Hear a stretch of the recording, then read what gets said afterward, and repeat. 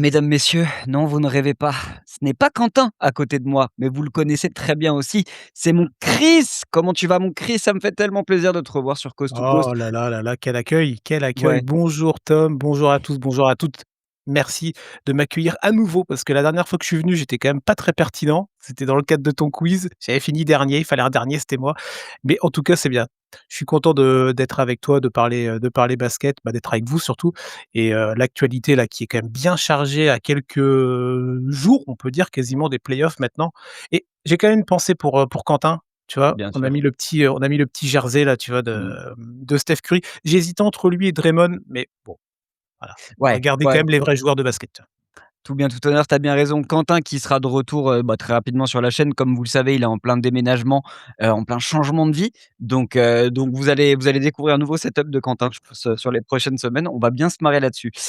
En tout cas, j'espère que vous êtes bien installés, que vous passez un très, très bon début de week-end, et que cette petite, vidéo, en notre compagnie va ne faire qu'améliorer ce week-end. On aime bien nous, Chris, depuis quelque temps, faire des intros pourries, les intros les plus pourries possibles. Je sais pas, ça crée un lien, tu vois, un peu Mais avec tu les gens. mais tu sais, mais je vous suis toutes les semaines, hein, tu sais, donc C'est vrai. je like, je partage non pas encore, si je partage un petit peu, je Si, ah bah commente et si, tout, donc non, non, je vous suis toutes les semaines. Ah, c'est vrai que, Quentin avait fait une très belle intro pourrie il y a la 2 semaine semaines de dernière. ça ou la semaine Magnifique, dernière. Donc franchement, je dis magnifique. magnifique. Là franchement, c'est du travail. Pour C'est faire du tra aussi mauvais, c'est du travail. c'est du travail d'artiste et du coup, en tant qu'auditeur régulier, tu vas pouvoir nous parler toi aussi de d'autres choses, un autre podcast à écouter, une reprise de podcast. Je te C'est laisse ça. la main, mais en tout cas, pour les gens qui nous connaissent et nous écoutent depuis un petit moment, vous connaissez Chris parce que, il est déjà venu plusieurs fois sur notre chaîne et il est le bienvenu et il restera le bienvenu et à côté de ça, il m'a invité plus d'une fois sur le podcast N1. On avait Oui. cru, il n'y a pas si longtemps, que le podcast avait disparu, mais non! Changement de situation et the floor is yours. Dis-nous tout, mon Chris. Ouais, non, non, c'est vrai que le podcast N1 donc qui était affilié précédemment, alors il y a quelques années de ça, à The Free Agent, ensuite aux médias The Playoff qui est un média un petit peu plus globalisé et bon pour des raisons, qui ne nous appartiennent pas, on rappelle qu'on est bénévole, en tout cas sur N1. Donc il y a eu un arrêt de la plateforme française. Oui, toi Chez aussi nous tu l'as eu. aussi, hein. Entre petits artisans, on se comprend, tu vois? Ah oui, Mais donc voilà, donc ouais, on avait eu donc une fin, assez impromptue du podcast. Donc on en avait fait un épisode avec, Yannick évidemment qu'on salue, pour expliquer aux gens en fait en toute honnêteté. On avait quand même expliqué dans le podcast, qu'on allait essayer de faire en sorte de le faire revenir. On a travaillé pendant quelques semaines pour essayer de repartir sur, de bons pieds et comme on disait, on a relancé le podcast la semaine dernière. Là, avec l'actualité, on va en parler dans ton émission, mais nous, voilà, on est obligé de garder un œil et de vouloir continuer à partager notre passion du basket avec des gens qui nous écoutent. Donc, là, on a eu les premiers retours de notre nouveau podcast qui est revenu et franchement, les retours sont positifs et ça fait plaisir. Donc, on va continuer et N1 donc n'est pas mort, c'est une deuxième vie, on va dire en quelque sorte, avec toujours, l'ami Yannick évidemment en fer de lance avec moi, toutes les semaines sur les qu'on salue le plateformes, Yaya. podcast, Mmh. et cetera, tu vois? Ouais, très, très cool. Moi, j'ai écouté le premier épisode. Je me suis fait engueuler parce que j'ai pas fait le débrief. Pardon, c'est vrai. Ouais, ouais, ouais, c'est vrai, c'est vrai. J'ai pas tenu mes responsabilités là-dessus. Mais en tout cas, j'ai passé un très, très bon moment. D'ailleurs, en termes de temporalité, Ouais. quand est-ce qu'on peut vous écouter? Sur quoi est-ce qu'on peut vous écouter? Et comment on peut échanger avec vous? Ouais, alors, à la différence de toi ou de vous, vous êtes principalement, voire, exclusivement sur YouTube. Nous, on est plutôt sur les plateformes de stream, audio, donc ça va être Deezer, Spotify, Apple Podcast, Mmh. ce genre de plateforme-là. Ocha, c'est la plateforme principale qui recense tout ça. Vous pouvez retrouver tout ça donc sous le nom N1. Et après, c'est tous les lundis. Tous les OK. lundis matins, quand vous vous réveillez, vous avez, si vous activez la petite cloche, la petite notification sur votre plateforme d'écoute, normalement, vous avez la petite notif qui tombe avec, le nouveau podcast qui est sorti. Après, vous cliquez, vous écoutez et vous écoutez jusqu'au bout surtout et vous réécoutez la semaine d'après. Mais, voilà, donc tous les lundis sur les plateformes d'écoute de podcast et voilà, c'est un plaisir de retrouver ça et donc sur les réseaux, pour l'instant, on redémarre gentiment sur les réseaux, hein, que ce soit sur Instagram ou sur X. Alors avec, le nom N1 le podcast, hein, tout attaché en général. Vous trouvez ça, sinon, vous allez sur le compte X de Tom, sur le mien aussi et vous nous retrouvez. Il y a des passerelles, il y a des relais de toute façon donc voilà. Bien sûr. Mais, la petite commu basket française, on s'entraide bien en général, donc ça c'est cool. C'est clair, c'est clair, c'est clair. En tout cas, vous allez retrouver tous les liens en description de cette vidéo pour aller écouter les podcasts, pour aller suivre les réseaux aussi des copains de N1. On passe une petite bise bien évidemment à Yannick, notre fan d'Enix et bien évidemment, le suiveur, de basket le plus, comment dire? Le plus crédible et honnête, sur certaines thématiques, heu, dont on va d'ailleurs parler aujourd'hui et j'ai hâte d'avoir son retour parce que honnêtement, Attends, faut-il encore qu'il nous écoute, hein? Ça, c'est pas certain, hein. c'est monsieur parce que monsieur n'a pas forcément le temps, hein. C'est ça. Donc en tout cas, on salue aussi bien évidemment Anna, on salue notre petit américain aussi. D'ailleurs, je te la pose comme ça, je te l'ai même pas posée en privé, Ouais, mais ouais. est-ce qu'il va y avoir un format WNBA sur N1 le podcast? Mmh. Très bonne question. La sauce. Bah, alors nous, le podcast s'appelle N1, le podcast NBA et WNBA, donc tu as un petit peu la réponse dans la question. Après, faut-il que je trouve des gens compétents pour pouvoir, venir faire la WNBA? J'en ai eu dans le passé.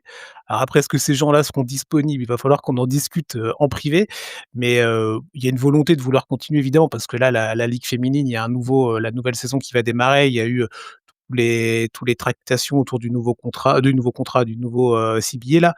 Ouais, magnifique Non, d'ailleurs. non, donc ouais, franchement, il y aura encore, de quoi faire et de quoi dire, mais volonté de vouloir, poursuivre évidemment. Après, on va voir avec qui, sous quel format et cetera. Mais en tout cas, les 2, on a fait quoi? 2 années ensemble avec, Elliott Ouais, et à chaque fois, on a pris du plaisir, on a eu 2 belles à chaque fois, donc dommage de s'arrêter. c'est clair. Et si on organisait un petit crossover pour suivre cette Ah saison mais WNBA, mais après ça tout est pourrait être pas ouvert, mal. hein, tout est ouvert. Mmh. On va discuter de ça. En tout cas, on a besoin aussi de vos avis, vos retours, que ce soit pour N1 le podcast ou bien évidemment pour Coast to Coast que vous connaissez. Mettre le plus possible, en tout cas si le contenu vous plaît, des likes, partagez nos contenus, les 5 étoiles en podcast, vraiment relayer tout ce qu'on fait comme Chris vous l'a dit, c'est vrai que c'est du bénévolat et que, bah, pour se développer et continuer à exister, on a besoin de vous. En tout cas, si C'est le ça. contenu vous plaît, n'hésitez pas à nous soutenir, c'est très, très important. On a fait une bonne intro, mon Chris. Je te Oui, propose qu'on rentre dans le vif du sujet parce oui. qu'on a eu une semaine encore assez solide en NBA. Il y a eu pas mal de choses. Je te propose qu'on commence par la conférence Est et Allez. une nouvelle qui est loin d'être la meilleure parce que notre ami Cade Cunningham, du côté de Détroit, s'est fait un pneumothorax, il y a pas si longtemps que ça dans la victoire contre Washington d'ailleurs. Blessure qui est, bah, au-delà d'être assez impressionnante, qui est quand même assez inquiétante. On n'est pas médecin, donc on va pas faire des analyses. De ce qu'on sait aujourd'hui, c'est que normalement il va être réévalué d'ici 2 semaines, c'est la communication que Détroit a faite, mais bon, 2 semaines pour un pneumothorax, ça me semble assez léger. Moi, la question que j'ai tout de suite envie de te poser, mon Chris, notamment au vu de la dynamique de Détroit ces dernières semaines où on a vu que, en fait, une fois que Cade Cunningham est bien défendu et un petit peu coupé de la création du côté de Détroit, Détroit, c'est nettement plus compliqué et en ce sens, est-ce que l'absence de Cade sur la fin de saison régulière et si on se projette un peu plus sur les playoffs parce que bon, Détroit, va quand même Oui. jouer les playoffs. Est-ce que cette blessure, je vais être très tranchant, hein, mais met fin tout de suite à la saison de Détroit? C'est-à-dire que, OK, tu vas te qualifier en playoff, mais sans Cade. Tu vois, on en parlait la semaine dernière avec Quentin notamment, Mmh si mh. tu joues une équipe du play-in, que ce soit Miami, Orlando, Atlanta ou Charlotte, est-ce que tu sautes dès le premier tour si Cade n'est pas là? Bah, en fait, tu as plusieurs axes dans la question. Déjà, quelles ambitions avait Cade Cunningham pour Détroit? Parce que tu vois, là, ils sont, numéro 1 de la conférence Est depuis, quasiment le début de la saison, si ce n'est le début de la saison. Ils le C'est sont ça. toujours, mais le matelas est de plus en plus, se rétrécit, de match en Mmh. match avec, Boston, qui court derrière. On va en parler avec New York aussi un petit peu, bah, qui est 3e. Donc quelles ambitions pour Détroit avec Cade Cunningham? Est-ce que, passer 2 tours et arriver en finale de conférence était déjà, objectif réussi? Ou est-ce que, tu avais des ambitions beaucoup plus claires et te dire: «Bah, attendez, j'étais numéro 1 de l'Est toute la saison, donc en fait, normalement, moi, l'objectif, c'est d'arriver au mois de juin», tu Mmh. vois? Donc déjà, quels objectifs à la base? Là, évidemment, avec Cade Cunningham, alors Détroit a expliqué, j'ai vu un tweet de Shams qui disait qu'ils avaient l'air plutôt optimistes pour un retour pour les playoffs. Ça va avec l'info que tu donnais. Après le pneumothorax, c'est compliqué parce que déjà la gravité, elle peut être, gradiente, tu vois? Ça peut être plus ou Ouais, moins important, ça peut évoluer. Il y avait eu un cas un peu similaire avec CJ McCollum, je sais pas si tu te rappelles? tout à fait. Où ça avait été compliqué pour lui. Il était revenu, il était reparti, il était revenu et je Mmh, pense que c'est quelque chose qui peut impacter au-delà même du cadre sportif, tu vois? bien sûr. C'est pas une blessure à la cheville ou un truc où ça va t'emmerder en tant qu'humain, mais c'est moins grave, tu vois? Donc déjà voir comment Cunningham revient, sous quelle temporalité et comment il revient et s'il revient, est-ce qu'il sera en condition comme on a connu le Cade Cunningham de cette saison qui est, All-Star, dans une conversation élargie, MVP? Moi, du coup, pour répondre à ta question, moi, Détroit, ouais, déjà, je les sentais pas comme étant l'équipe s'ils allaient en finale de conférence, je trouvais que c'était déjà une très belle saison. Tu vois? Oh oui. C'était une très belle saison parce que, Mmh, on va parler d'autres équipes derrière peut-être à l'Est, mais il y en a qui klaxonnent fort et qu'on n'attendait pas nécessairement non plus, tu vois? c'est clair. Hem, Là, si Cunningham revient, mais pour moi, il reviendra jamais dans le comme étant le Cunningham qu'on a connu pour l'instant cette saison, Mmh mh. en fait, Détroit, c'est vite limité. Et c'est quoi? C'est s'appuyer davantage sur Tobias Harris, sur Jalen Duren? Tyler Jenkins à la création? Ouais, mais ouais, oui, voilà, j'étais plus sur un côté globalité, mais en effet, tu as raison. Non, Je mais suis tu pas vois, sûr c'est que tu c'est là où excuse-moi, je te coupe, mais non, t'inquiète. on revient à il y a pas si longtemps. Bon alors, encore une fois, enfin, Détroit ne pouvait pas envisager ce type de blessure pour Cade, mais Ah non. est-ce que du coup, le trade de Jaden Ivey, là, tu vois, le fait de plus avoir forcément de backup créateur et Ouais. de s'être séparé de Jaden Ivey contre une contrepartie qui est pas non plus extraordinaire, est-ce que Détroit est pas allé un peu vite? Non, parce que tu l'as dit dans le début de ta phrase, en fait, tu peux pas t'attendre à ce genre de C'est blessure-là. ça. Parce qu'en fait, Mmh. si tu es un management et que tu es toujours dans le truc de et Mmh. si mon mec se blesse, et si mon mec se fait un truc, en fait, tu avances pas dans ton projet, en fait. Donc, on était tous, très positifs sur la saison. Elle est pas terminée, mais pour l'instant, sur la saison de Détroit. Là, il y a un vrai coup d'arrêt. Ouais. Faut pas se le cacher. Moi, j'attends de voir quand même comment ils vont se comporter sur les il reste quoi? Il reste une dizaine de matchs là par équipe, j'ai pas le chiffre Ouais, exact, mais une grosse quinzaine si je te dis ouais, pas de grosse quinzaine, bêtises. donc j'étais un Ouais, petit c'est ça, peu entre 15 et 20 matchs par équipe là.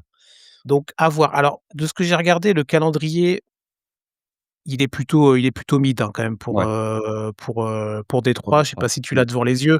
Il y a deux trois Je vais te donner. chocs. Il va falloir observer surtout du côté de la conférence Ouest.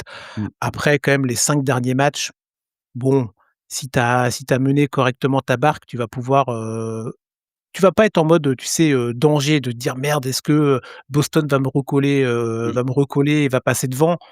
Et même si tu termines deuxième, est-ce que c'est si grave que ça quand tu es Détroit, tu vois? Je suis pas sûr. C'est non, de toute façon, ce qui est sûr et ça, c'est quelque chose qui, je pense, est acquis même si la saison prenait fin maintenant, Détroit réalise une saison formidable. Si on se souvient bien, il y a 2 ans, c'était la pire équipe de la NBA. C'était la pire équipe de la NBA. 2 ans plus tard, ils cartonnent, numéro 1 de la conférence Est. Là, tu vois, je viens de mettre le calendrier, tu es quand même sur 5 victoires sur les 6 derniers matchs. Oui. Bon, tu as un calendrier, tu l'as dit, sur ces victoires, tu as Brooklyn, Philadelphie, Memphis et 2 fois Washington. Heureusement qu'ils les prennent ceux-là, j'ai envie de te dire. Pour la suite, allez, on va dire que sur les 6 prochains matchs, si tu arrives à être à l'équilibre, je pense que tu assures ta place de numéro 1 à l'Est. Parce que tes 6 OK. prochains matchs chez les Warriors, normalement, c'est faisable, mais attention parce que les Warriors se battent quand même pour un play-in à l'Ouest. Ouais. Tu as les Lakers. Les Lakers, il est possible qu'on en reparle dans cette vidéo.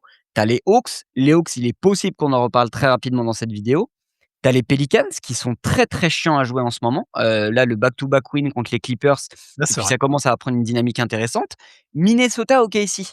Ah, Donc ceux-là, ils sont complicados. non, mais tu vois, tu as cet enchaînement, en fait, Lakers, Hawks avec Nola et Minnesota, OKC, Toronto, Minnesota. En fait, tu as là, tes 10 prochains jours, c'est vraiment le tournant de ta saison. C'est-à-dire que soit tu arrives à assurer un 50 et je pense que tu termines numéro 1 à l'Est. Il y a un monde aussi, mon Chris, où sur ces 6-7 prochains matchs, en fait, ils en prennent que un ou 2, Ouais, mais carrément. Que Boston, du coup, repasse devant et que, bah, tu sais, petit à petit, tu commences à perdre du terrain et ce sera pas une saison ratée. Mais par contre, ça montrera vraiment les limites de cette équipe qui sont vraiment autour de Cade, quoi. C'est-à-dire que si tu sors Cade de cet effectif, bah, c'est flagrant, cette équipe est, beaucoup plus faible qu'elle ne Mmh. peut l'être avec son franchise, ce qui est Ouais aussi le cas d'autres équipes.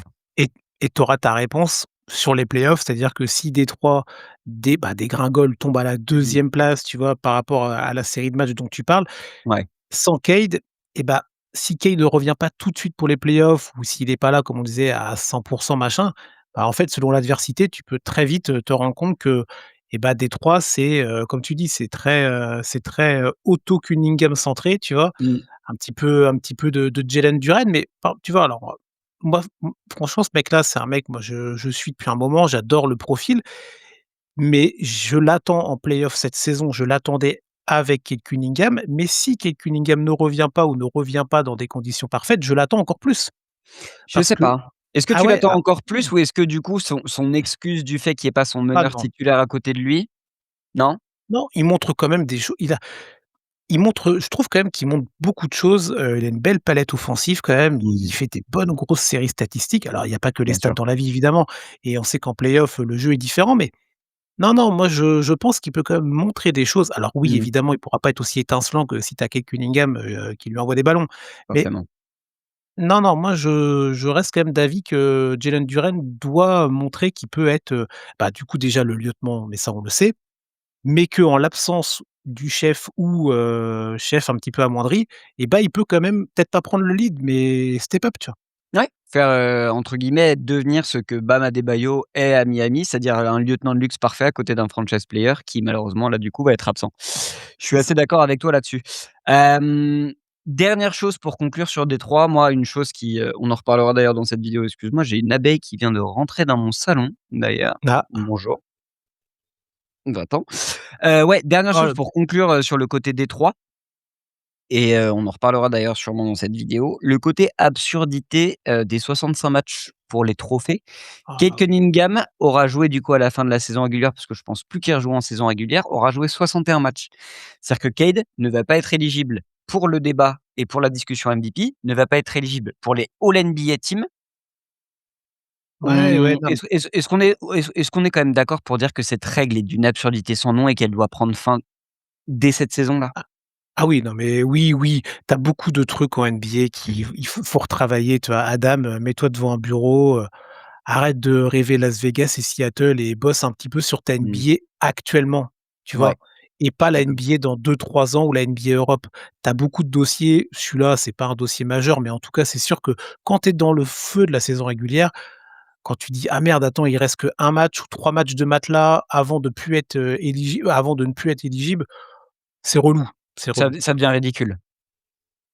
Ça devient Ouais, c'est clair. ridicule, risible et du coup, ça pousse les joueurs à jouer des matchs ou tu sais, à juste participer limite à un entre-deux pour dire: «J'ai joué le nombre de matchs». Enfin, c'est des trucs qu'on aime pas voir et qui vont en fait à l'opposé du jeu qu'on aime, qui est le basketball. Mon Chris, je te propose qu'on enchaîne un peu sur cette conférence Est. Tu l'as très bien dit, Détroit est en danger de perdre potentiellement sa place de leader et qui est cette équipe Mmh qui mh. les met en danger? Bon, l'équipe qu'on n'avait pas vu venir en fait, tout simplement cette année, on va pas se mentir. Mais les Boston Celtics, sont tout simplement impressionnants. Nous, on en a parlé sur les dernières vidéos avec Quentin, avec un Jaylen Brown taille patron cette saison, qui sera sûrement dans la course top 5, top 6, peut-être top 7 MVP, à voir où est-ce qu'il sera. Mais c'est surtout la grosse news dont nous on avait parlé il y a 2 semaines et on n'a pas trop débrief, le retour de Jason Tatum. Jason Tatum, du C'est coup, clair. qui a commencé sa saison au mois de février. Il y a 6 matchs et au-delà des stats qui déjà je trouve les stats assez impressionnantes, moi je vais surtout te demander ce que tu penses de son impact, de son en fait du fit, sur le terrain tout de suite, ce que ça donne à Boston. Jason Tatum Ouais. 6 matchs, 20,7 points, 8,5 rebonds, 4 passes, à 41 au shoot, 30 à 3 points, quasiment 90 au lancer franc. Le mec revient d'un an, enfin d'une blessure de 10 mois du talon d'Achille et il nous pose des stats, enfin Ouais. c'est Ouais, mais en fait, t je sais pas, alors, je sais pas si tu es surpris, si surpris que ça. Moi, je suis pas tant non. surpris que ça, en fait, parce que alors oui, évidemment, on n'attendait pas Boston aussi fort. Quand on avait fait les previews avec Yaya en début d'année sur N1, on avait parlé de Boston et on s'était dit: «C'était une année charnière pour eux». Soit ils étaient en mode tanking complet, soit ils allaient quand même dans une conférence Est qu'on sentait être pas non plus, virevoltante. Ils allaient potentiellement pouvoir faire quelque chose autour de Jaylen Brown. Tu en as très bien parlé, Jaylen Brown, il est stratosphérique. moi c'était un des joueurs que j'attendais le plus cette saison. Il ne me déçoit pas du tout, bien au contraire évidemment. Franchise Mais player? bah, franchement, en fait, moi je faisais partie des gens qui disaient: «Ouais, Tatum Brown, ça peut pas matcher». Bon, ils nous ont prouvé le contraire, on en a gagné un titre. Je pense qu'aujourd'hui, ça peut matcher et sans qu'il y ait, tu sais, un mâle alpha dominant. Les Mmh. 2 s'entendent très bien et donc pour revenir sur l'actualité, et ben, en fait, tu as Tatum qui revient. Tatum, c'est un mec, il a des fondamentaux de basket absolus. On est d'accord là-dessus, OK? Le mec, il revient, il est dans une écurie, il est dans une franchise, pardon, qui sait très bien manager les retours, tu vois? C'est pas en mode précipitation. Donc ils l'ont fait revenir comme il fallait, quand lui était prêt aussi, quand l'effectif était prêt, quand Joe Mazzulla et le staff étaient prêts à le réintégrer, c'est très important. Mmh. Et en fait, bah, le mec, il revient, il met les petits chaussons, tu vois? Et voilà, il rentre à la maison, tu vois? Donc moi, C'est impressionnant. je suis pas du tout étonné. Alors, je suis étonné, en fait, ce qui m'étonne, c'est la rapidité avec laquelle il s'est remis de sa blessure. Mais sa capacité à revenir sur un terrain de basketball en NBA et de remettre les statistiques que tu as très bien nommées, Tom, Mmh. ça me surprend pas. Aucun Parce que doute. c'est un très, très bon joueur dans une franchise qui sait très bien mener sa barque, dans un effectif rodé, huilé, avec un management et un coaching staff qui fait le taf. Donc aucune surprise là-dedans, moi.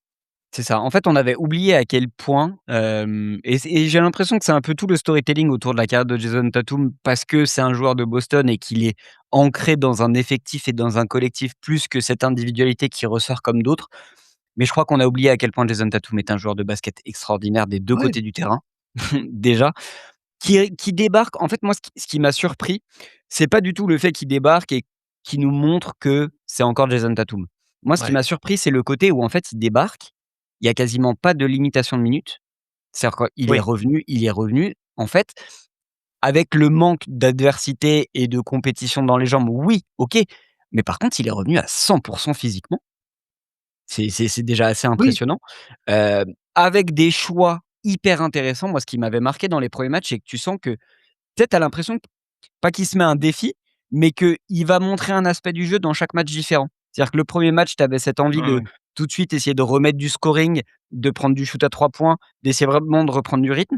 Le deuxième match, beaucoup plus important au playmaking, c'est-à-dire que balle en main, on a oublié qu'il était capable de créer des espaces et il a une faculté à trouver le coéquipier ouvert, un passing game qui est tout simplement énorme, élite.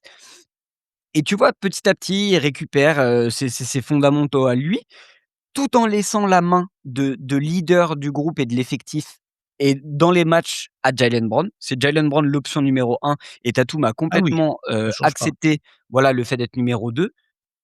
On a le retour de Vooch qui devrait arriver avant le début des playoffs. Ouais. Je te pose la question. Avant la première question qui va Ah, nous emmener sur les playoffs, juste sur la saison régulière. On vas-y. disait si Détroit descend un petit peu et que Boston, je sais pas, hein, il y a 4 matchs d'écart, il y a quand même 4 défaites d'écart, donc il y a un petit match là quand même entre Détroit et Boston, à voir ce que Ouais, ça ouais. donne. On a parlé du calendrier de Détroit qui était compliqué. Si Boston termine numéro 1 de la conférence Est, quelqu'un peut s'opposer au fait que Joe Mazzulla soit coach de l'année?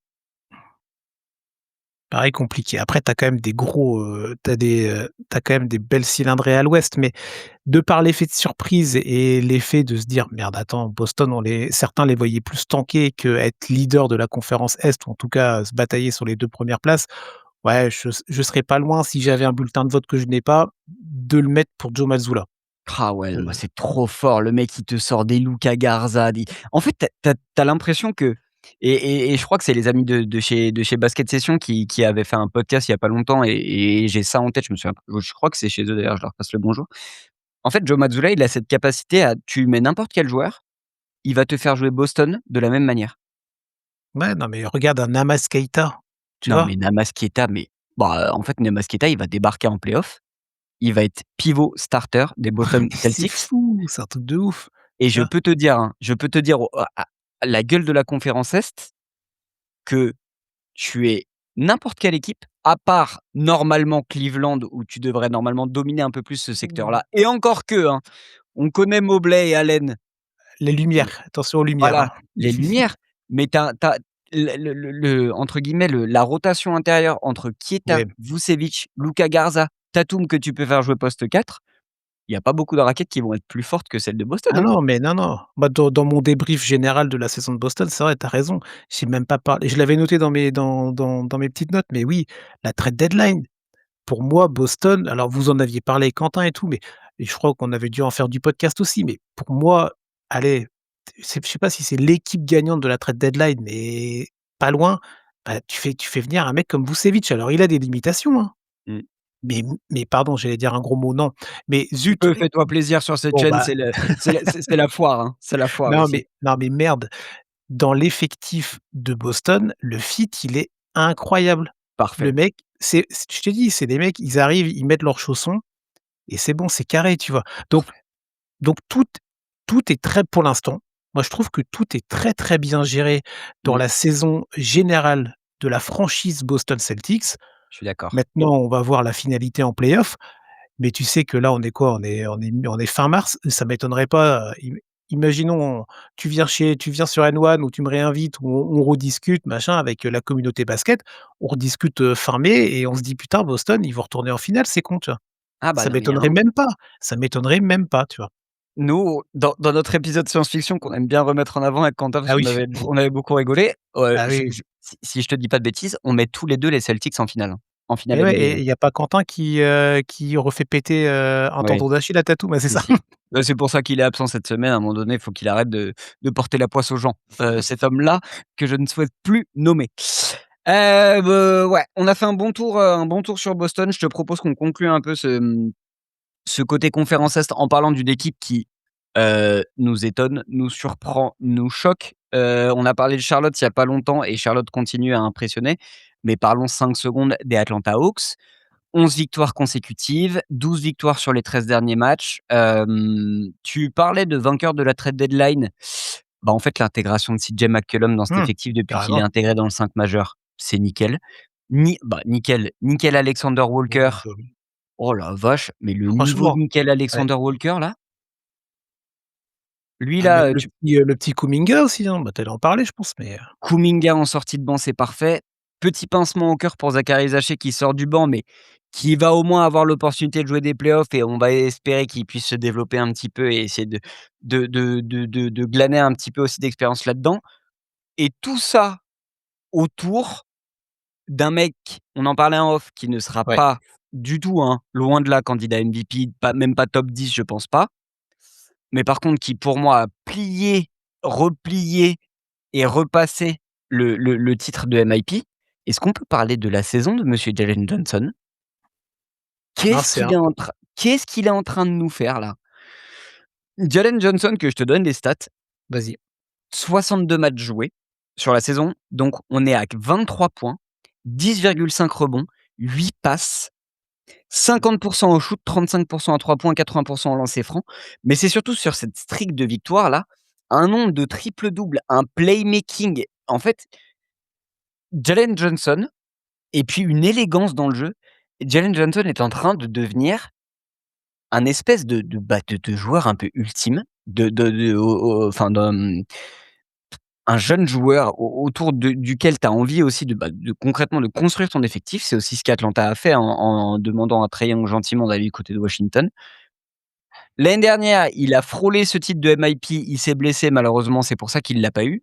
Là cette année, je vois pas de monde où tu vois, en termes d'évolution statistique, il y a plus de 5 points de moyenne, il y a plus de passes, plus de rebonds, il y a plus de tout, en fait. Ouais, voilà, c'est ce que j'allais te demander, le la différence entre l'année dernière et cette Ah année. ouais, C'est bon, tu l'as donné donc impressionnant.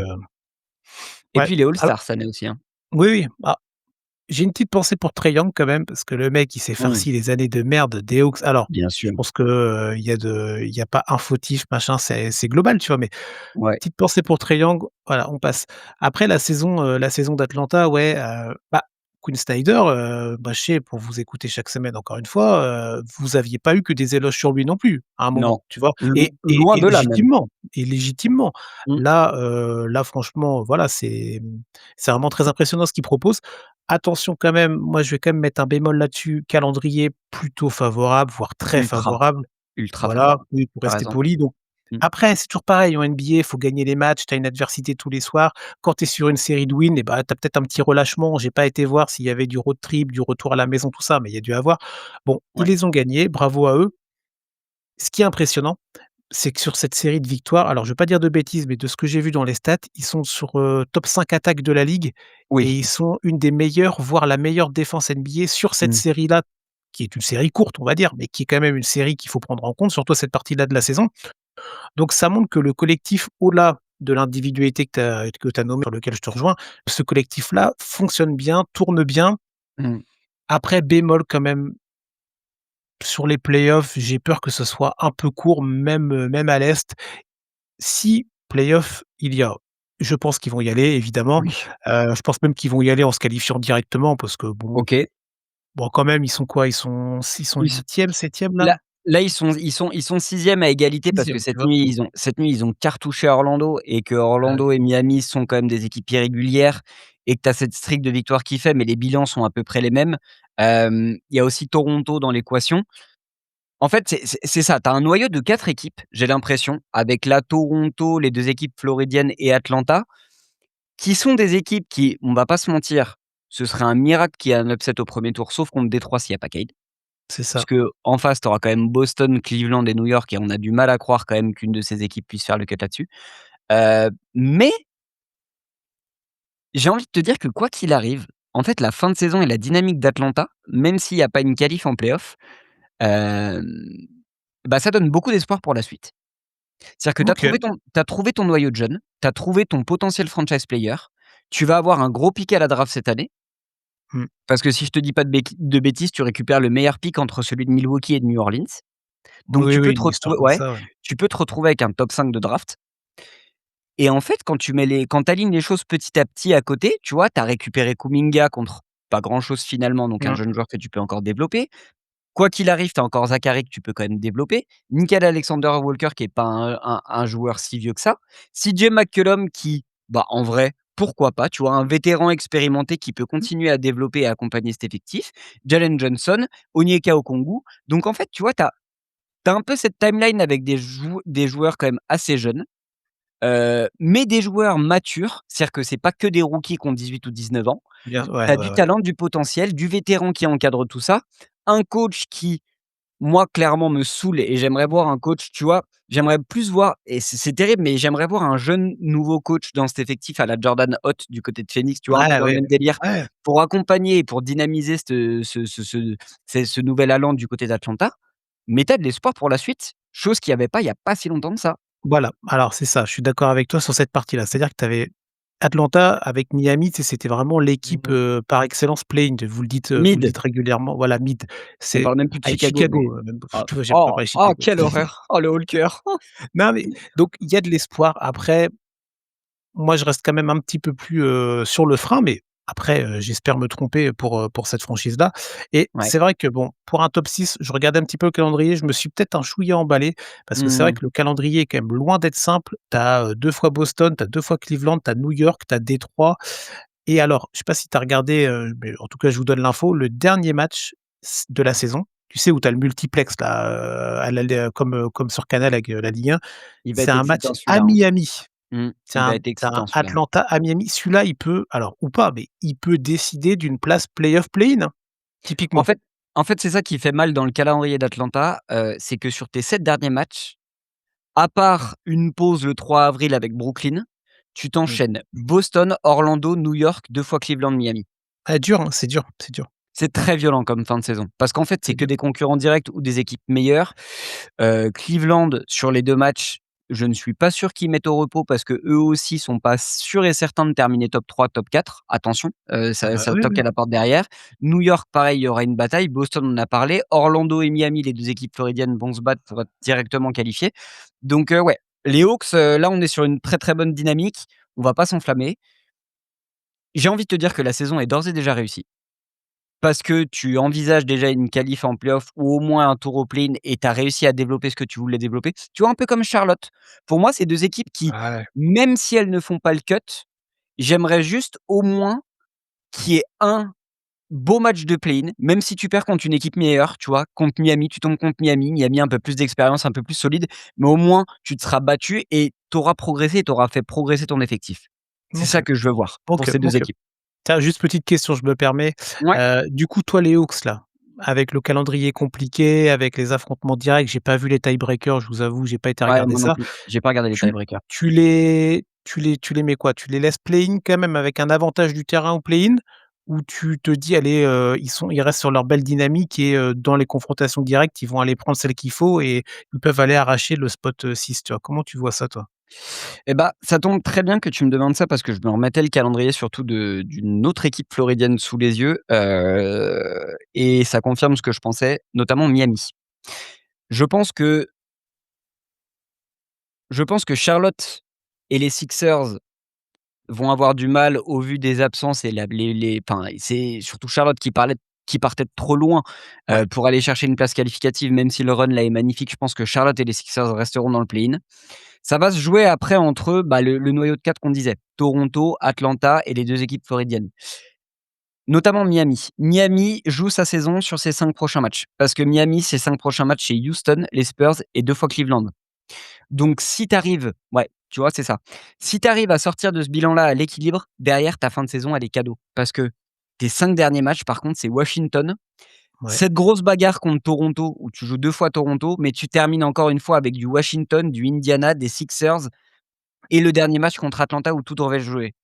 Je pense que Miami a cet avantage d'être plus expérimenté, plus fort et pourrait terminer dedans. Orlando Orlando, en fait, sur le papier, j'aurais tendance à te dire qu'Orlando est plus fort, mais Orlando est tellement irrégulier que Mmh. j'arrive pas à me Non, positionner moi j'ai réellement sur cette équipe. C'est compliqué, même si je pense que finalement, eux aussi ont un calendrier assez avantageux. Tu vois, les derniers matchs d'Orlando, c'est Dallas, New Orleans, Détroit sans Cade, ouais, potentiellement. ouais. Après, tu as du Minnesota et Chicago. Ah, Chi chi comparé aux 2 calendriers précédents, Voilà, il est quand même beaucoup plus accessible. c'est ça. En fait, le calendrier le plus dur, il est pour Atlanta, donc ils ont l'avantage d'avoir la dynamique pour eux et en contrepartie, ils ont le calendrier le plus violent. Donc ouais, non, moi, si je devais miser quelque chose, je pense qu'Atlanta terminera quand même dans le play-in et je pense que c'est l'une des 2 Mmh. équipes floridiennes qui terminera play-off directement. Ça s'entend, ça s'entend. OK, bah, ça va être intéressant à suivre en tout cas, tu vois? Ouais, carrément. Je te propose qu'on accélère un petit peu, on va faire une transition rapide sur la conférence Allez Ouest. go. On va pas prendre le même temps parce que, bah, comme vous le savez, on aime Ouais. plus parler de la conférence Ouest. On préfère parler de la Ligue des champions, que de la Ligue 1, sur cette chaîne. Juste petit point rapide parce qu'il y a eu double confrontation cette semaine et que même globalement, c'est une équipe moi qui me fatigue, déjà que je n'aime pas de base et qui me fatigue concrètement. Ce sont les Houston Rockets, coachés par cet affreux Ime Udoka qui ne cesse de m'agacer en conférence de presse, que ce soit pour les records de BAM ou que Ah ce oui. soit pour plein d'autres choses. Je ne peux pas blairer ce mec-là. Mais au-delà de ça, les Rockets nous avaient impressionnés sur ce début de saison. Et en perdant tout simplement Steven Adams et la blessance de Fred VanVleet qui normalement, bon, sont des éléments importants, mais ne devraient pas impacter autant cette équipe, bah, finalement ça impacte beaucoup. Notamment Steven Adams, la blessure au rebond, Ouais, ça impacte vraiment et Fred VanVleet à la de création. fou. Donc les Rockets qui viennent d'enchaîner 2 défaites de suite, le back-to-back contre les Lakers, 41 victoires, 27 défaites. Heu, Tu dans ce noyau avec bah, je suis désolé, mais je vais sortir maintenant les Lakers de ce noyau, mais tu es dans ce noyau avec Minnesota, Houston, Denver et Phoenix un peu plus loin, mais tu vois entre ce 42-27, 43-28 là, Mmh. entre la 4e et la 6e place. Sengun me fatigue. Je trouve que le jumeau Thompson n'a pas eu la progression au playmaking que j'attendais cette saison. Je trouve qu'on utilise beaucoup trop KD, en tant que playmaker et on est en train de l'épuiser, même s'il nous fait une saison Mmh. encore une fois magnifique KD. Mais on le voulait plus en bout de chaîne et là on l'a beaucoup trop au playmaking, je trouve. Tu as une forme d'irrégularité, tu perds des matchs contre tes concurrents directs, c'est-à-dire que les 4 dernières défaites de Houston, c'est San Antonio, Denver et 2 fois les Lakers. Alors, je me permets de te couper parce que c'est pas des défaites, c'est des branlées. C'est des branlés en plus de ça, C'est hein. des branlées. Tu en prends 25 contre les Spurs, tu en prends quoi? Tu en 36. prends 36 contre Denver, tu en prends 8 contre les Lakers le 1er Oui, match et 8 sur le 2e match, mais par contre back to back et à la maison. c'est ça.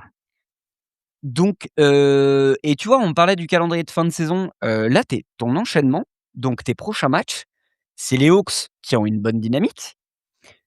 C'est Chicago, tu as très, très, très, très intérêt à prendre celui-là parce que derrière, tu as Minnesota, concurrent direct. Tu as les Knicks encore qui te restent. Tu as Phoenix qui te reste, tu as une 2e fois Minnesota et tu as des équipes que tu dois battre à côté. Ouais. Qu'est-ce qu'on en pense de Houston? Est-ce que c'est et est-ce qu'on se dirige sur un flop cette saison? Bah, je partage pas mal de points que tu as évoqués, donc je vais pas nécessairement les répéter. Moi, ce qui me marque, c'est, 2-3 éléments. Déjà, ce qu'on vient de dire à l'instant, c'est-à-dire que là, sur le mois de mars, tu as des concurrents directs à l'ouest, tu te prends des branlées. Là, Violent. San Antonio, Denver, tu te prends 36 contre les Nuggets. Les Nuggets, c'est pas non plus Ah non? actuellement un gage où tous les soirs ils en foutent 40 à tout le monde, tu vois? Ouais. Alors bon, Ah, on San en a parlé, Antonio, hein. c'est Mmh. un peu différent, mais tu te prends des branlées. OK, donc déjà ça, c'est pas normal, OK? Ensuite, tu l'as très bien dit, l'absence de Van Vliet. Là où je suis pas nécessairement d'accord avec toi, c'est qu'on savait dès le Ouais. début de saison que ça allait Mmh être mh. relou. Bien Alors sûr. peut-être pas à ce point-là, mais on savait que ça allait être relou. Parce que Rich Shepard, il est sympa, il est dynamique, il peut foutre des shoots à 3 points, mais c'est un petit peu limité, tu vois, dans le cadre d'une équipe qui veut viser très haut, OK? Donc C'est limité surtout dans le coaching d'Ime Udoka, hein. oui, bon, on a bien compris que tu l'aimais pas et Non, du mais coup, j'ess l'utilisation non, de mais Rich t'inquiète. Shepard, en fait, je suis tout à fait d'accord avec toi. Rich Shepard, il est limité notamment physiquement.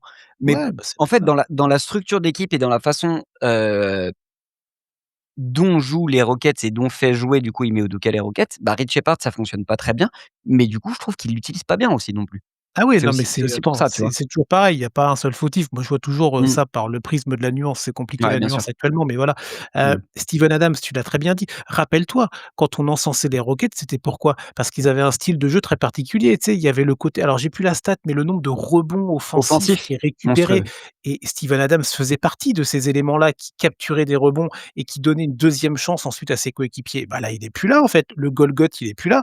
Donc Mmh. du coup, bah, tout de suite, ça complique les choses. Toi, tu dis: «Bon, Steven Adams, le mec, je sais pas quel âge il a, ça fait 20 ans qu'il est en NBA» et ben, en fait, il a encore un rôle, tu vois? Donc Ouais. donc ça, et je trouve que ça, c'est une vraie limitation du côté de Houston.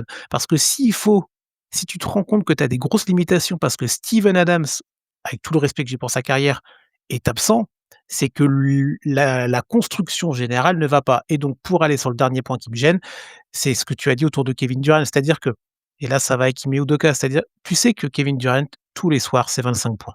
Ça fait 15 ans qu'il nous fait ça. C'est trop Mais fort mais cet ouais, attaquant. mais oui, oui, mais en fait et je pense que c'est ça le problème, c'est que c'est trop fort et donc du coup et ben, en fait, tu t'appuies trop sur la facilité. Ouais, Tu bah, oui. sais que KD, il peut faire n'importe quoi, il peut être clutch parfois, il peut te mettre des paniers dans tous les sens. Il sait tout Mmh. faire ce mec-là, c'est le basketteur ultime. Donc et ben, est-ce qu'il y a pas certains soirs où comme tu dis, bah, tu appuies trop sur lui et en fait ce mec-là, il a quel âge KD? Il a 37 balais, 37. 30 Ouais. ouais voilà 37 balais, tu vois? Donc bah, en fait ça va pas tenir et si les Rockets veulent ambitionner quelque chose en play-off, parce qu'évidemment qu'ils vont aller en play-off, Oui. mais en fait ils auront trop moi je pense tout de suite, je peux te le dire, ils auront trop usé sur la jante avec KD et du coup, bah, pour répondre à ta question, oui, ça va faire flop. Houston, candidat pour moi à se faire sortir au premier tour. Je suis tout à fait d'accord et tu sais quoi? Je vais même aller plus loin et on fera du coup la transition sur la dernière section de la vidéo juste après. Hem, je me projette un peu. On a dit que Détroit, quand tu coupes Cade Cunningham de la balle, c'est beaucoup plus compliqué. Mmh. Bah, en fait, j'ai l'impression que cette équipe des Rockets et notamment de par la saison très moyenne d'Alperen Sengun notamment et Mmh. l'utilisation du Doka que je trouve pas top aussi pour Sengun. Et ben, en fait, si tu arrives à très bien défendre KD, en tout cas, en fait, tu l'as très bien dit, c'est un joueur que tu ne peux pas défendre. Mais si tu essayes de limiter un maximum KD, C'est ça. et ben, en fait, tu limites l'intégralité du collectif des Rockets, notamment dans la création et dans ce côté, en fait, attaque hyper stéréotypée. Moi, je trouve Mmh. que c'est l'une des équipes les plus chiantes à regarder jouer au basket ces derniers temps, les Rockets. Mais c'est fou, pourtant tu regardes l'effectif, tu te dis en plus ils avaient amené en début de saison un côté un peu hyper intéressant parce que tu as que des joueurs de plus de 2 mètres sur le terrain, C'est ça. tu avais un côté un peu révolution. Mais en fait là tu redescends très, très vite parce que Mmh les mh. joueurs ne font pas le taf, parce que le coach ne fait pas le taf et du coup je me projette en l'état. Tu l'as dit, les Rockets devraient se qualifier en play-off automatiquement parce qu'il y a Mmh. quand même 4 défaites d'écart avec Phoenix et que enfin on a regardé le calendrier, ça devrait être jouable. Mais par contre, ça veut dire qu'au premier tour, tu vas te farcir soit le numéro 4, soit le numéro 3. Donc potentiellement, tu te farcis Minnesota ou les Lakers. Ah bah, Ah moi je bah, te dis que voilà, ça fait pas bah l bah, ça fait pas le cut, hein. non, non, mais non, non, bah, je te dis, candidat de toute façon, on sait que dans les 6 équipes de l'Ouest, le premier tour va être une bataille phénoménal comme rarement on l'a vu, tu vois, Oh dans oui. l'histoire moderne de la NBA, Oh oui. et tu as 2 équipes qui vont se planter. Et bah, Houston, je vais pas mettre un tampon tout de suite, on va leur laisser la chance. Mais elle a la gueule parce que les dynamiques de fin de saison sont extrêmement importantes et là, pour tout ce qu'on a dit, Houston a vraiment la tête du candidat qui va se faire sauter au premier tour. Que Mmh. ce soit Minnesota comme tu as dit, que ce soit, Les Lakers ou même les Denver, hein. Lakers. Ouais, qu'est-ce qu'on a dit il y a 3 minutes? Ils se sont pris alors c'était l'image d'un match Ouais. évidemment, tu vois? Mais quand tu te prends quand même pas loin de 40 pions, contre les Nuggets, je te dis pas que tu vas en prendre 40 pendant, 4 matchs, Mmh. mais ça montre quand même que tu as des grosses lacunes face à ce genre d'adversité et j'ai peur que pour Houston, ouais, ce soit pas bon et qu'il y ait des vraies questions à se poser sur l'effectif dans la globalité Mmh. Sur la construction de l'effectif, je suis d'accord. s et sur, la façon dont il est géré. Et dont il est coaché. On est tout à fait d'accord là-dessus. On a fait un bon tour sur les Rockets. On va être obligé de parler d'une équipe qui les a tapés en back to back 2 fois. C'est quand même fou, mon Chris, quand même, que tu débarques sur cette vidéo et que les Lakers soient redevenus, l'une des 3 meilleures équipes, de la ligue actuellement, notamment sur le mois de Ouais, mars. Oui, oui, oui, les Los Angeles Lakers se sont mis à défendre, les amis. Heu, les Lakers, 8 victoires de suite, 11 victoires sur les 12 derniers matchs. Heu On parlera des individualités juste après, mais parlons un petit peu du collectif dans un premier temps, carrément. parce que je sais que tu as bien bossé le sujet aussi, donc je vais te lancer là-dessus. Allez. Avant de rentrer sur l'aspect purement défensif que tu as un petit peu analysé et étudié, moi je te parle d'une dynamique d'équipe qui voit les playoffs se rapprocher et à l'inverse de Houston, est en train de trouver une dynamique des rotations et en fait une espèce de, comment dire, d'équilibre dans son effectif qu'elle a recherché, j'ai envie de te dire quasiment toute la saison et qu'elle Ouais. trouve à 3 semaines des playoffs. Bah, on disait ça à l'instant, les dynamiques de fin de saison sont très importantes, voire extrêmement importantes. Là, les Lakers sont sur une dynamique folle. Alors, Impressionnant. quand on dit des choses bien, on aime bien s'encenser. Là, je vais Mmh. me faire mon autocritique. Je l'avais dit dans le podcast N1 que je voyais les Lakers comme étant potentiellement l'équipe du top 6 à qui pouvait se vautrer. Bon, bah, Oh on rigole. non! Si, je l'avais dit. Si, je Mais l'avais si, dit, si, putain. oui, je m'en souviens. Oui Non, mais et je je l'avais l'avais dit dit aussi, je l'avais parce dit que aussi. la dynamique était pas bonne et parce que Mmh. trop d'errements défensifs. Mais en fait je suis très heureux de m'être trompé, en fait, Tom, tu Oh vois? Et oui. tous les gens qui nous écoutent. Parce qu'en fait, au-delà des performances de Luka machin, tu as dit on va en parler. C'est vraiment cette assise collective qui, moi, me plaît. Le nouveau rôle de LeBron, je te laisserai en parler si tu veux, mais surtout, voilà, Mmh. cette construction générale.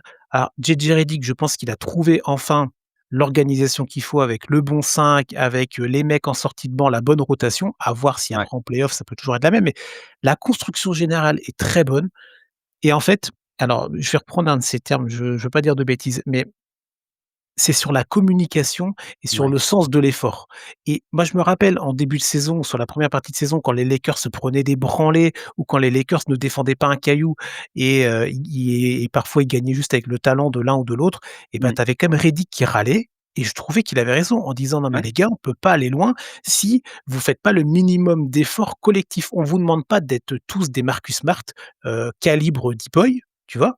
On vous demande juste de se donner d'un point de vue collectif pour faire gagner l'équipe et là, j'ai alors je sais pas par quel mot il a trouvé ça ou est-ce qu'ils ont fait une soirée pizza tous ensemble et ça s'est bien passé, tu vois? J'en sais rien. Mais là, je trouve vraiment qu'il y a cette assise défensive collective et je mets bien l'accent sur le collectif qui, moi, me plaît et qui est pour moi la réussite numéro un de cette belle dynamique des Lakers et après évidemment, quand tu as un mec qui te met 100 points en 2 matchs, ça peut faciliter les choses, mais j'aurais pas changé mon fusil d'épaule si tu avais toujours autant de faiblesses, dans l'autre partie du terrain et là, beh, en fait, tu as les mecs superstars qui se donnent un petit peu quand même, un petit peu plus. Oh, Tu vois? plus qu'un petit Austin peu, hein. oui, non mais bon, je vais quand même rester, j'essaye de rester entre guillemets Mesuré. «objectif». Mmh. Voilà, donc ça reste, on va pas non plus lui demander de se mettre le cul par terre à Doncic tout à chaque possession, mais Ah regarde non. LeBron qui va se battre sur un ballon là, qui Non, saute mais c'est comme un lui, hein. chien, comme le C'est mec c'est un lui, hein. roo tu as l'impression que c'est un rookie, tu dis: «Mais putain» et après tu as des mecs dans l'effectif général, je fais très je fais rapide.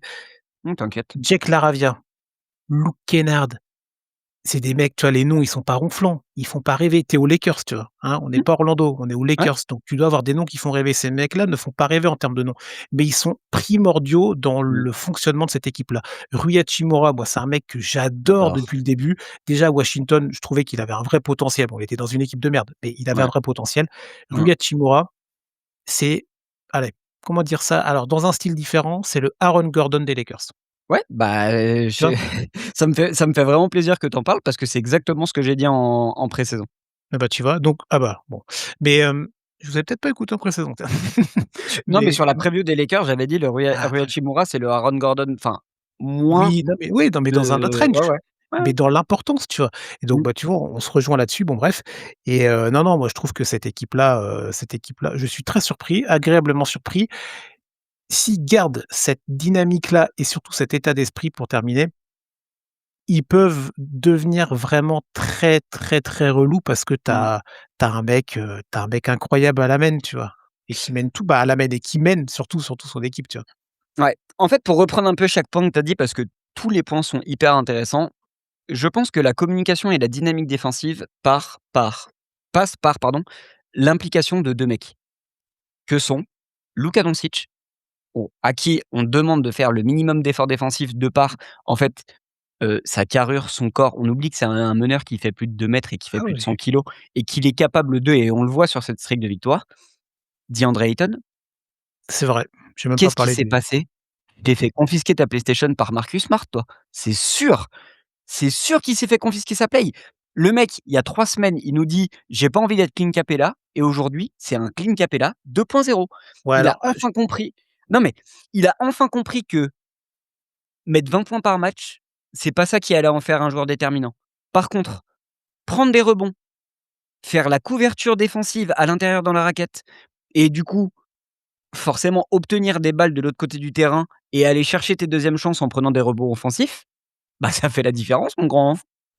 ouais, après Ayton, bah, je j'ai Oui, il nous a tellement déçus qu'en f oui. même, tu vois, au cours de la saison, il nous a déçus. Donc Mmh. je reste quand même en retrait, mais attention, si tu retrouves un Ayton, allez, niveau ou pas loin du niveau Phoenix Suns qui sont allés en Oh, finale NBA. Non, mais tu waouh! vois, c'est alors peut-être pas offensivement, tu vois? Mais dans l'impact général, c'est Ouais, un putain de bonus pour cette équipe-là. Mais ouais. attention, moi, tu vois, Ayton, je vais le regarder, mais je vais dire: «Ouais, continue à me prouver et on en rediscute et même en rediscutant, tu arriveras pas à me convaincre». Mais Non, non, je suis après, d'accord. vas-y, je préfère qu'il ait ces déclats-là et ce Mmh. discours-là que ce qu'il a pu avoir il y a quelques semaines qui était pathétique, tu vois? Complètement d'accord avec toi et par prolongement, du coup, il y a aussi un truc qui doit jouer un peu dans la balance, c'est que JJ Redick lui a montré qu'il était tout à fait capable de le sortir de la rotation, voire même du Mmh, 5 majeur, voire même du 4e carton, parce que c'est Jackson vrai. Hayes, bah, ça fit très bien avec Luka, dans le côté un peu, rim runner. Bon, la protection de cercle, on y reviendra Ouais, pour mais Jackson Hayes, mais dans le côté rim runner et dans les efforts défensifs, il a montré qu'il est capable d'eux. En fait, là, ce qui est très cool pour les Lakers, c'est que bah, tu as limite ta rotation de 10 joueurs qui est déjà faite. ouais, C'est-à-dire que c'est tu as ça, ton c'est ce 5 que je te tu disais, hein. ton 5 autour de, Luka, Austin, LeBron, heu, Ayton que tu conserves quand même dans le 5 et soit du Marcus Smart, soit du Rui Hachimura Ouais. et tu as ta sortie de banc avec soit Marcus Smart du coup, soit Rui Hachimura, Laravia, Luke Kennard, Jackson Hayes. Tu peux réintégrer sur certaines missions défensives du Jared Vanderbilt qui sera pas Ouais, ju qui pas sera peut-être déconnant, hein. utilisé, tu vois? Histoire de sur certaines, rotations, notamment défensives. Tu peux, si tu as envie d'écarter un petit peu le jeu aussi, inclure du Maxi Kleber sur 1 ou 2 matchs. Il est capable de nous montrer, Oui, voilà. oui. C'est pas le bout Pas du la monde, mais panacée, tu vois? Mais voilà. Mais en tout cas, tu as un effectif, qui est qui est pas si court-vêtu qu'on pouvait le penser il y a pas si longtemps et en fait, on en doutait, tu vois? Parce que les Lakers avaient commencé ces streaks de victoires avec un LeBron blessé et on se disait: «Tain, mmh, Austin et Luka, c'est quand même trop cool. On aimerait bien limite que LeBron, en revenant, il soit en sortie de banc». Mais là, LeBron, depuis qu'il est revenu et qu'il prend pas plus de 13 shoots par match et qui tourne à plus de 25 points de moyenne, avec encore hier que la victoire contre Miami, un triple-double, sachant que la veille, il avait mis 30 points. Mais qu'est-ce qui lui arrive au vieux là?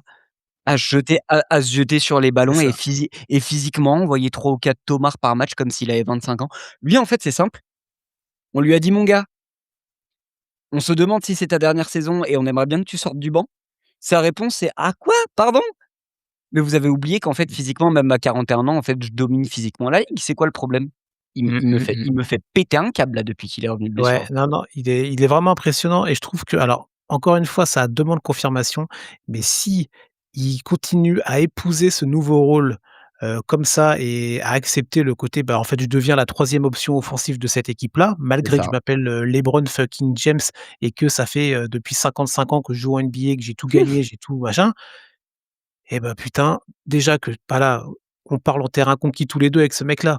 Mais tu vois, il sera encore plus dans mon estime dans le côté: «OK, tu as compris en fait que si tu veux espérer aller retourner au mois de juin à 41 ans, pour continuer à jouer au basketball et pas avec tes enfants, mais, en antenne nationale, et ben, en fait, c'est peut-être par cette voie-là que tu vas pouvoir y aller et c'est si ça. franchement il continue ça, bah, chapeau l'artiste et ça attention, ça voudra pas dire que pour autant les Lakers, ils Ah iront en non, finale NBA. Mais je pense qu'il faut que ce sera une des voies qui permettra à cette équipe-là de viser plus haut que ce qu'on pouvait imaginer il y a, comme tu dis, il y a quelques semaines, tu vois? c'est ça exactement. C'est l'acceptation de ce rôle de troisième option, en tout cas au Mmh. niveau du playmaking, parce que ça veut pas dire que LeBron est forcément la troisième option au scoring. Là, on l'a vu, Austin Reeves est un petit peu en retrait statistiquement, rentre un peu moins ses shoots, mais par contre, c'est lui qui crée plus que LeBron et du coup, le qu'on retrouve un LeBron avec un impact physique tel et en finisseur, bah, c'est exactement ce qu'on voulait et en fait,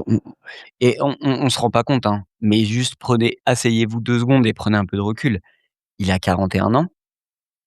Le niveau de domination physique là, mais moi je ne comprends pas. Je ne vraiment je n'arrive pas à me l'expliquer. C'est inhumain et autour de ça, on va lancer la dernière section de cette vidéo parce que bon, voilà, on est quasiment à 1 heure et on va prendre quand même Allez. 10 minutes pour en parler. Hem, c'est Lakers qui drive autour d'un Austin Reeves hyper cool, d'un LeBron monstrueux, mais d'un Mmh. mec qui vient de mettre 100 points en 2 matchs. Et qui vient gentiment, je pense, là, sur ses 8, 9, 10 derniers matchs, de rentrer dans un débat qu'on va appeler le débat du MVP. Mon Chris, je pense qu'on termine là-dessus. On voulait faire ce petit exercice de vous proposer notre podium MVP, en prenant en compte, bien évidemment, la saison régulière, mais aussi les 3, 4, 5 dernières semaines de saison qu'il faut prendre en compte, qui ont modifié, je pense, quelques petits éléments. Avant de rentrer dans le top 3 et de les classer, parce que je pense qu'on a les mêmes joueurs dans notre Ah top non, ah 3. non, non, mais je Non? suis maintenant OK, non, non, OK. non, je te dis tout de suite non.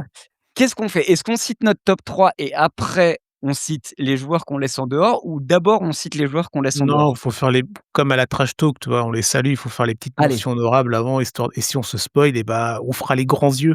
Tu mettras des trucs en post-prod après, tu sais, des trucs machin. Alors, très bien.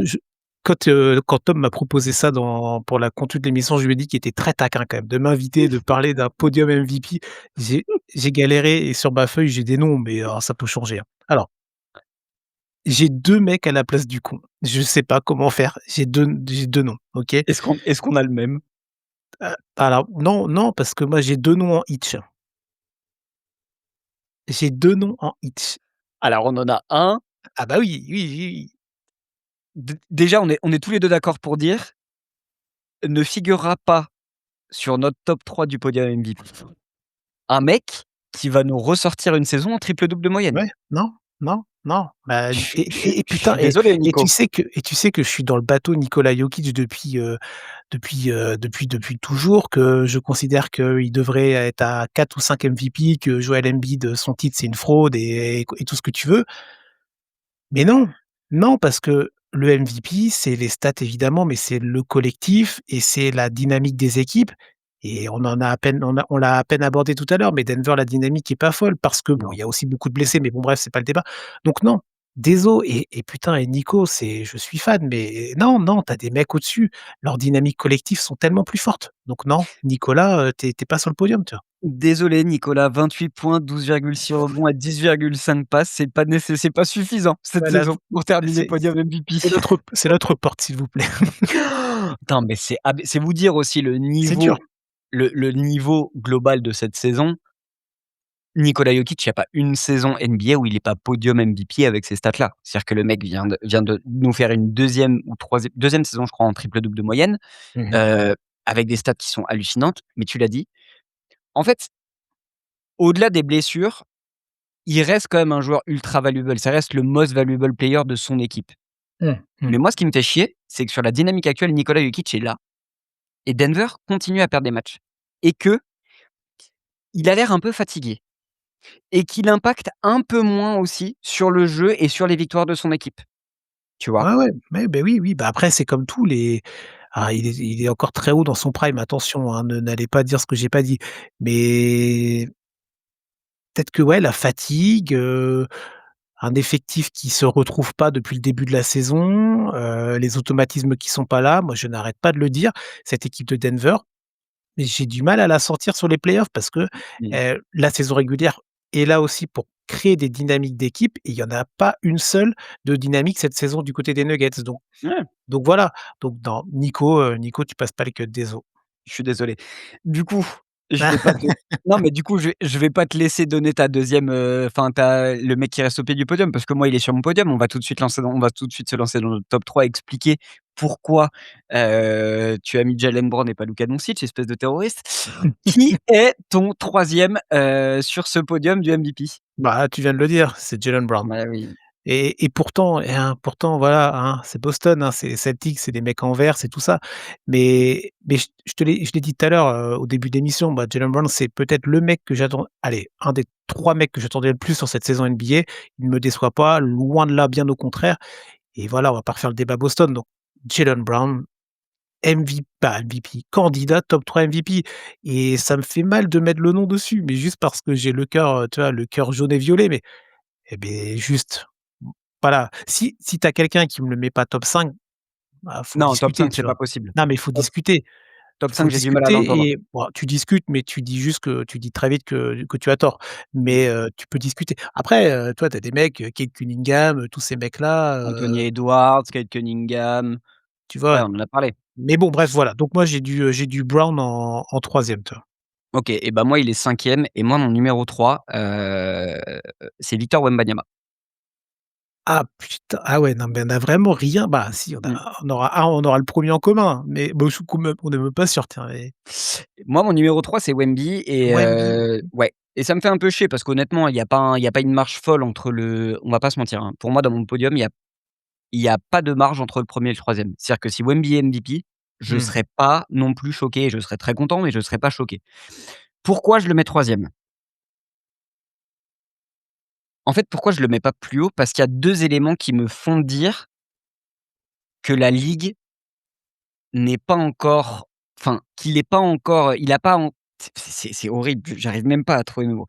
Victor Wembanyama, 55 matchs joués cette saison, 24,3 points de moyenne, 11,1 rebonds, 3 passes, 3 blocs, mmh. 50,6 au shoot, 35 à 3 points, 80 au lancer franc. Ça, c'est les stats bruts. Ce ne sont pas des stats de MVP. Donc ça, c'est un premier élément. Ce ne sont pas des stats de MVP. Quand tu regardes, Oui, tu vois, oui, oui, oui. oui, On vient mais de tu dire vois, pour Jokic à 28 points de moyenne, donc oui. voilà, on vient de dire que Jokic, il est en 28-12-10. Je t'ai même pas laissé citer les stats de Jalen Brown, mais Jalen Brown a des Ouais, meilleures ouais. statistiques brutes que Victor. Par contre, il y a un des é il y a des éléments qui sont intangibles, c'est il va être depoy. C'est-à-dire qu'il aura le nombre de matchs, il va être depoy. Il y a même Mmh pas de discussion. S'il a le nombre de matchs, il est depoy. mh. On ne parle même pas de son influence, juste en fait quand le mec est sur le terrain, l'aspect dissuasif, défensif, c'est n'importe quoi. Ah ouais, c'est fou. Et en attaque et notamment sur les quelques dernières semaines qui viennent de se montrer, notamment, bah, la victoire là contre les Suns, il montre qu'il est capable d'être ultra clutch dans le 4e quart-temps et ça me fait kiffer. 2 aspects qui font que pour moi il va pas être encore MVP, que c'est encore un peu juste, c'est le côté limitation encore de minutes, limitation un peu statistique et c'est tout bête, hein, mais son équipe, notamment en début de saison régulière, a gagné beaucoup de matchs sans lui. Ce qui ne veut pas dire que son équipe est aussi forte quand il est là que quand il est pas là. Son équipe est Ouais, beaucoup plus forte. Il bien y a un sûr. monde d'écart et en fait, on se projette pour les playoffs. C'est-à-dire que tu enlèves Wemby des playoffs, les Spurs ne passent pas un tour ou Mmh mh. ric-rac, tu vois? Tu Mmh. mets Wemby dans cette équipe, on en parle potentiellement comme une équipe candidate aux finales, de conférence, tu vois? C'est Oh le même tu peux même aller plus haut pour certains, hein. voire plus haut pour certains, tu vois? Mais tu vois, ne serait-ce que l'écart, c'est-à-dire que Mmh. là, il y a ce truc-là qu'il faut prendre en compte. Il y a l'aspect très nouveauté, l'aspect que les Américains, passent leur vie à encenser Wemby parce que c'est un malade mental. Quand tu le regardes sur un terrain de Ouais. basket, c'est un malade mental qui nous a offert des performances magnifiques sur ces derniers matchs, qui a le côté aussi où il a tapé OKC, il a tapé Denver, il a tapé toutes les équipes favorites et contenders, ce qui met un peu plus de grain à moudre dans son dossier. Mmh. Mais il y a 2 mecs cette saison que je mets un tout petit peu au-dessus de lui et j'en OK. reparlerai juste OK. après. OK. OK. Je trouve que je peux me permettre, tu te contredis un peu dans le Ah bah, discours complètement. quand tu dis juste, tu sais, sans lui, les Spurs, ça passe pas un tour et avec lui, ils visent les finales de conf. Même pour moi, ils visent les finales NBA, tu vois? Donc dans la définition du MVP, et ben, en fait, si tu passes d'un potentiel Mmh, ric-rac 1 tour à finale NBA, bah, c'est que le joueur dont on parle, il est le most valuable player de son équipe et potentiellement du coup de la ligue parce que si son équipe va en finale NBA, donc c'est là où moi du coup je rejoins pas ton discours, sur le reste je peux entendre, mais le et seul après sur côté les stats, oui, mais je pense qu'à ce niveau-là, en fait, l'impact de Victor va au-delà des chiffres. Quand tu as des mecs comme Jaylen d'accord. Brown qui disent: «Non mais attendez, ce mec-là, c'est un alien sur un terrain, Mmh. on peut rien faire contre lui». C'est Jaylen Brown, tu vois? Je veux dire, c'est pas le mec, il a pas 2 ans de NBA, il est MVP des finales, Jaylen Brown, tu vois? Non, Il mais est tout à fait. champion NBA, donc bon bref. Donc petit petit Mais bémol, je mais me permets, mais mais juste sur le côté MVP, je suis d'accord avec toi. C'est-à-dire que là, on se projetait sur les playoffs. Le problème, c'est que sur la saison régulière, oui, vu c'est que le saison le le régulière, trophée de MVP est un trophée de saison régulière, c'est vrai. bah, les Spurs nous ont montré qu'ils sont capables de gagner sans lui et de nombreux matchs, tu vois? Oui, oui, mais jamais tu les mets, top 3 de l'Ouest, Ah non, sans Victor Wembanyama, tu vois? mais de toute façon de toute façon Il revient pas de sa thrombose, tu les mets jamais 3e, top de 3, toute tu vois? façon, sur le top 5 des joueurs qu'on va citer, il y a pas une équipe qui termine à sa place si un de ces joueurs-là n'est pas présent dans cet effectif. C'est-à-dire que tu enlèves Jokic de Denver, je pense Oui. très honnêtement que je pense que Denver n'est même pas play-in. Bon après c'est le principe aussi des mecs MVP, c'est C'est qu'ils ça. ont un niveau au-dessus qui fait que leur équipe a un niveau Bah, au-dessus, voilà, quoi. c'est ça. Qui est ton numéro 2?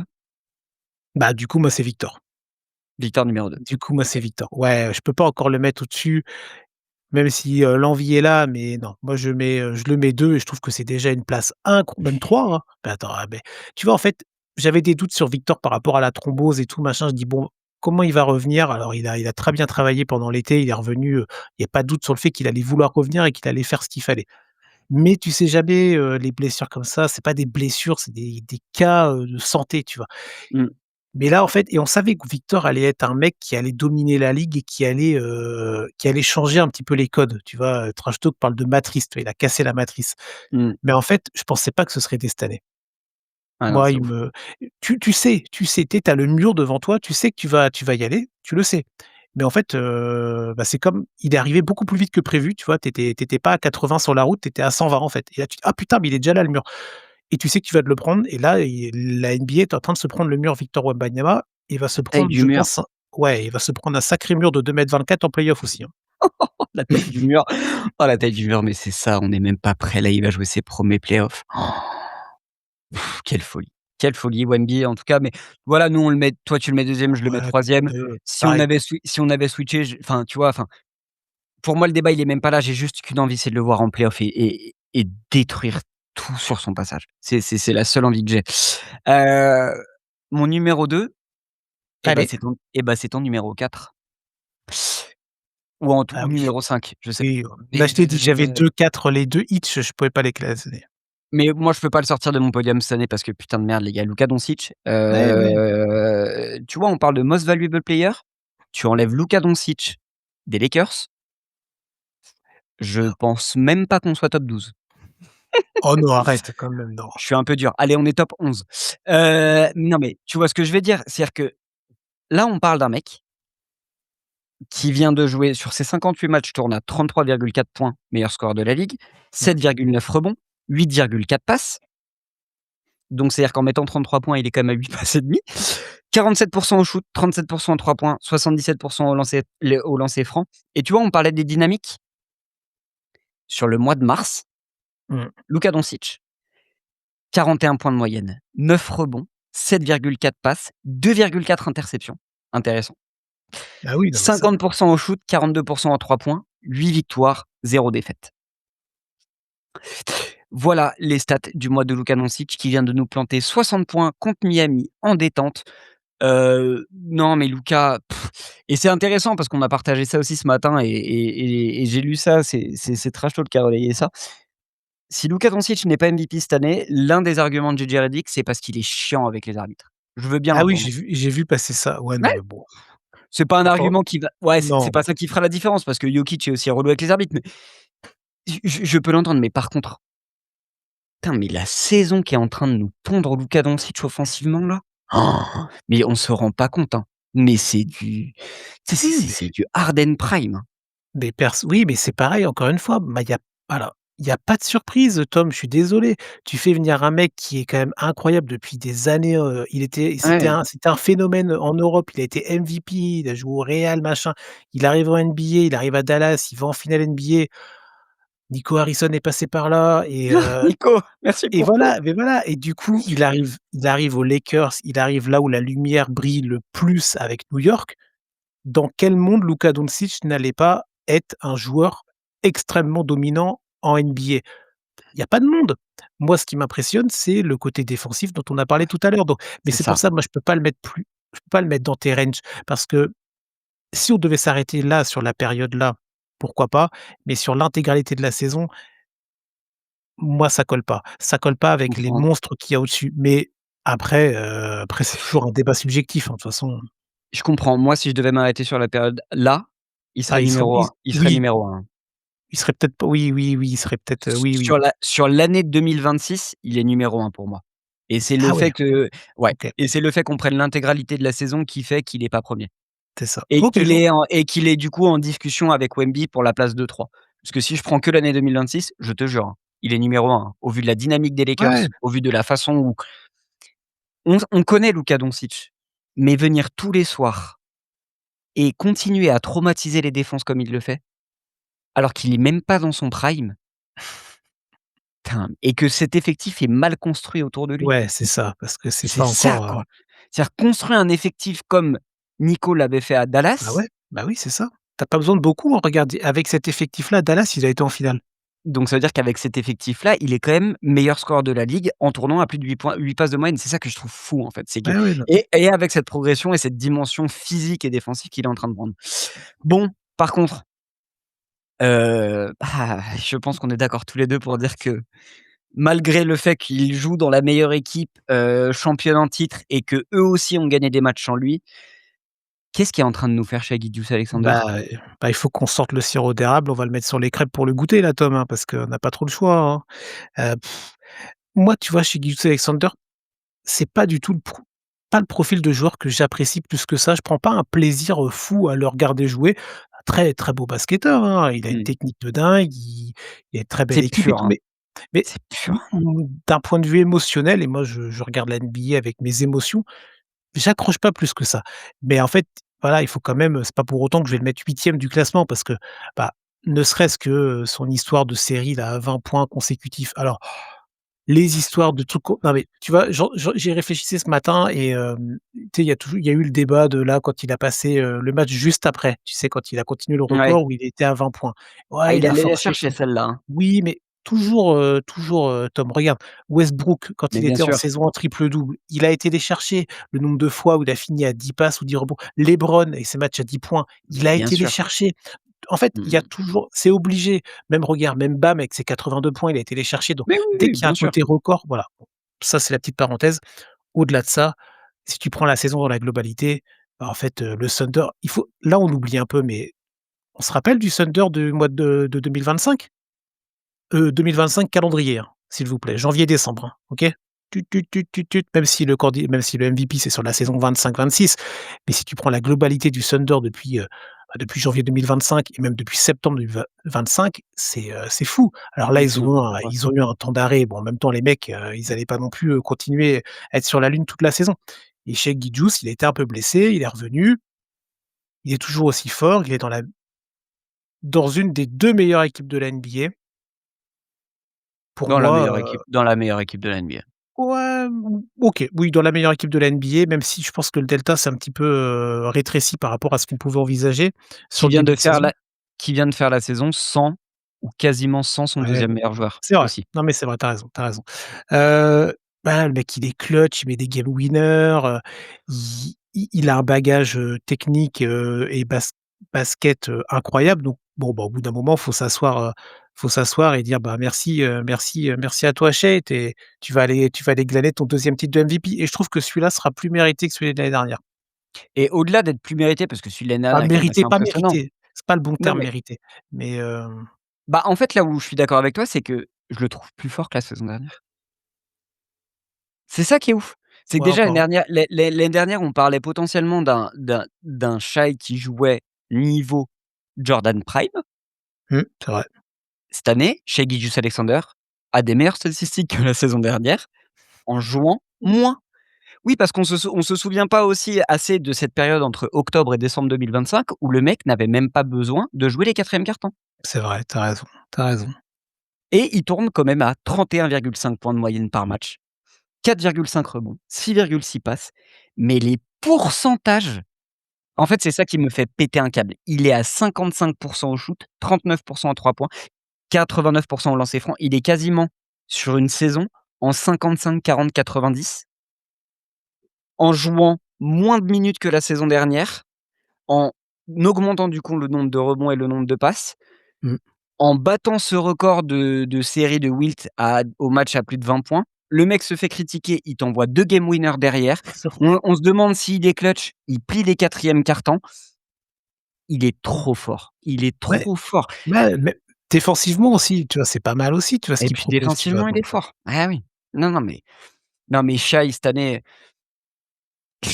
c'est et du coup, on se projetait, c'est rigolo parce qu'on en discutait aussi un peu avec mes frères. Là, imagine, on se projette, il fait le back to back MVP et imaginons le Thunder fait back to back titre. ouais. Shai, on en parle comment en back to back MVP, MVP titre et MVP de finale du coup? Ah, dans les rankings all-time, tu dis? Ouais, Ah bah, il va aller, il va vite frapper à la porte et il va dire: «Alors toi tu dégages, toi je te passe dessus, hop, toi tu prends la porte» et pour beaucoup de mecs, parce que d'un point de vue palmarès individuel et collectif, pouah, ça ça commence à sera très, devenir très solide, fort. hein. Après, il va falloir le faire, mais et en tout Ouais. cas, il a les épaules et il a l'effectif pour. Ce qui est peut-être pas le cas des autres candidats MVP qu'on a nommés, depuis, un petit quart d'heure, hein, C'est ça et lui, il connaît le chemin, il a l'expérience. en plus. Voilà, du coup, ton podium, Ouais, Shai Gilgeous-Alexander, Victor Wembanyama, Jaylen Brown, c'est complété ça. par Luka Doncic et Nikola Jokic et moi, j'ai aussi Shai Gilgeous-Alexander, Luka Doncic, Victor Wembanyama, Nikola Jokic en 4 et Jaylen Brown en 5. Tout ça pour dire qu'on est d'accord sur le top 5, que ça se Quand joue même, à pas grand chose et qu'on est d'accord sur le MVP. C'est ça le plus important. tout à fait. Voilà. Les amis, n'hésitez pas à nous donner aussi votre top 3 MVP et pourquoi Wemby devrait être déjà MVP et pourquoi Wemby est déjà le meilleur joueur, de cette ligue. On attend vos retours. N'hésitez pas encore une fois à aller cliquer sur les liens en description pour donner de la force à N1. On attend le podcast lundi. C'était un régal de t'avoir mon Chris. Merci beaucoup. Bah, plaisir partagé, c'est toujours cool et je laisse ma place bien volontiers à Quentin qui revient dès la semaine prochaine et non, non, mais voilà, c'était très cool d'avoir partagé cette heure et quart avec toi et avec vous, auditeurs, auditrices de Coast to Coast, de N1 et vous allez écouter un petit peu tout, vous allez piocher, vous avez bien raison. On continue le boulot donc merci, pour l'invite, Tom. Et bah, avec grand plaisir et de toute façon, on se retrouvera très, très vite sur la chaîne de Coast to Coast parce que, je le tease tout de suite, il est possible que tu aies ta revanche, dans la vidéo. Oh bah, attends, on va en parler parce que moi je suis pas très fier de ma presta. Alors après, il y en a qui avaient bossé comme des malades aussi, je vais pas les Oui, nommer, mais il y en a qui avaient bossé comme des malades hein, sur Rémi? Sport Trivia là, limite à se poser les questions s'ils avaient pas eu les trucs avant. Parce que pour tomber sur la question, ah bah, Je le jure. Je le théorie jure, du mon complot, seigneur. les complotistes. Je le jure. En tout cas, c'était un régal de t'avoir. Les Merci. amis, n'hésitez pas encore une fois à venir discuter avec nous, liker, partager cette vidéo. On se retrouve dès la semaine prochaine, avec une nouvelle vidéo sur la chaîne de Coast to Coast et sur ce, je vous souhaite un très bon week-end et une très bonne semaine NBA. Allez, ciao, ciao!